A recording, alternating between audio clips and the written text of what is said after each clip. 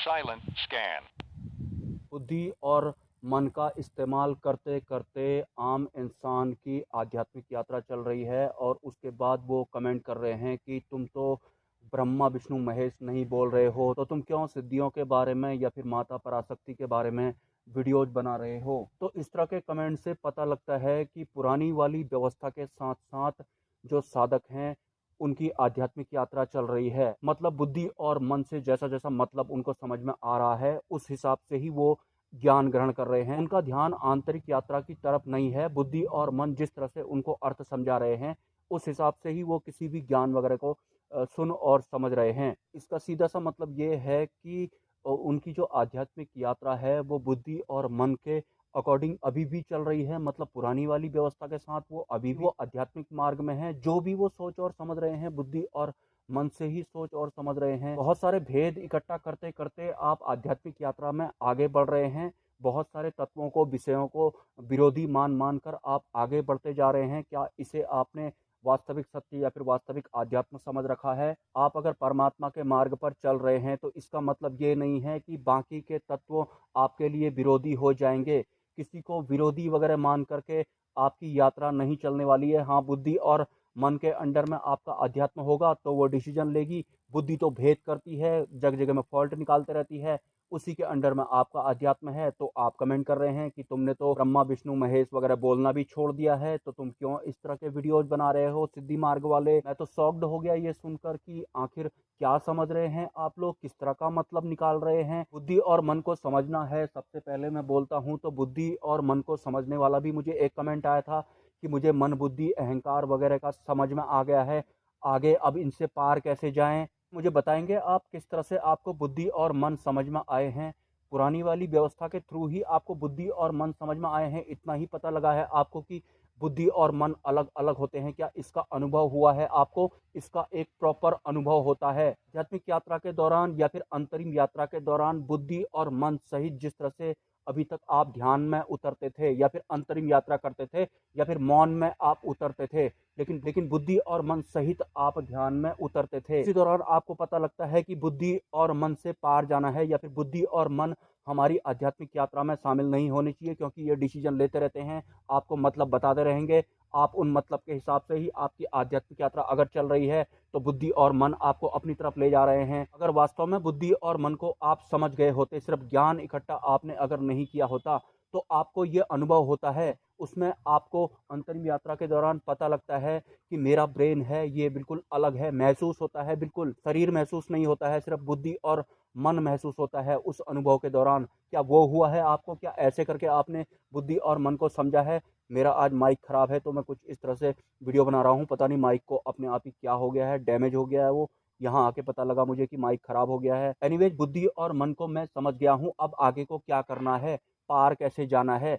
बुद्धि और मन का सिर्फ आपने ज्ञान इकट्ठा किया है कि बुद्धि अलग होती है, मन अलग होता है, और आपको किसी भी तरह का कोई अनुभव नहीं हुआ है। अनुभव कैसे होगा? ये एक बहुत सेंसिटिव प्रोसेस जैसा होता है। जब आप अंतरिम यात्रा करते हैं तो आपको अनुभव होगा कि बुद्धि अलग है, मन अलग है। बुद्धि का आकर्षण भी आपको उस अनुभव में महसूस होता है, मन का आकर्षण भी अनुभव में आपको महसूस होता है, और एक नई व्यवस्था का आभास भी आपको उस अनुभव में होता है। क्या आपको ये अनुभव हुआ है? बुद्धि और मन ने ही आपका डिसीजन लिया है कि मुझे बुद्धि और मन का आइडिया आ गया है, अब आगे को बताओ अब क्या करना है। इसका सीधा सा मतलब ये है कि 97% जो साधक हैं वो बुद्धि और मन के थ्रू मतलब समझ रहे हैं, उसी हिसाब से उनकी आध्यात्मिक यात्रा चल रही है। टोटल मिलाकर के वो ज्ञान इकट्ठा कर रहे हैं और बुद्धि से जो भी मतलब उनको समझ में आ रहा है उस हिसाब से ही वो कमेंट भी कर रहे हैं। अंतरिम यात्रा के दौरान बुद्धि और मन का ना होना या फिर उनका क्षीण होना, शिथिल पड़ जाना, ये एक प्रॉपर अनुभव होता है। अगर आपको बुद्धि और मन का बोध हो गया होगा तो ऐसा नहीं कि सिर्फ ज्ञान इकट्ठा किया है, मुझे पता लग गया है, बुद्धि मन के बारे में समझ आ गया है, अब आगे को बताओ पार कैसे जाना है। ध्यान रखिए, आप बुद्धि और मन जो है अहंकार को प्रतिनिधित्व करते हैं, या फिर मैं ये कहूँ कि ये एक ही थाली के चट्टे बट्टे होते हैं।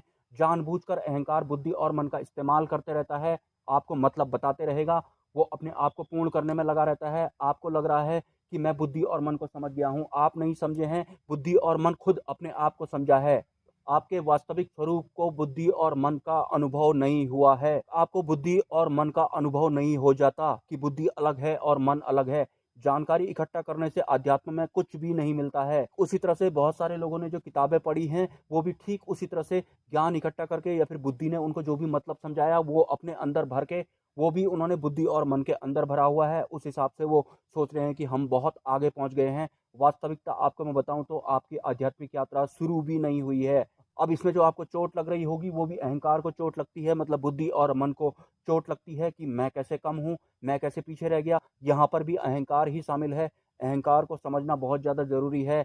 और तो और शुरुआती चरण वाला जो हम साधकों का समर्पण होता है, वो भी ये बुद्धि करता है या फिर अहंकार समर्पण भी कर देता है। मतलब वो समर्पण की नौटंकी भी कर देगा, आपको लगेगा कि मैंने समर्पण कर दिया है, लेकिन अहंकार तो अपने आप को पूर्ण कर रहा होता है। वो आपसे पहले ही वो सब करना शुरू कर देगा जो आप करने वाले हैं या फिर जो आप सोच रहे हैं। ये बताऊं तो बुद्धि और मन कभी भी परमात्मा को प्राप्त नहीं कर सकते। इनकी लिमिट उतनी होती ही नहीं है।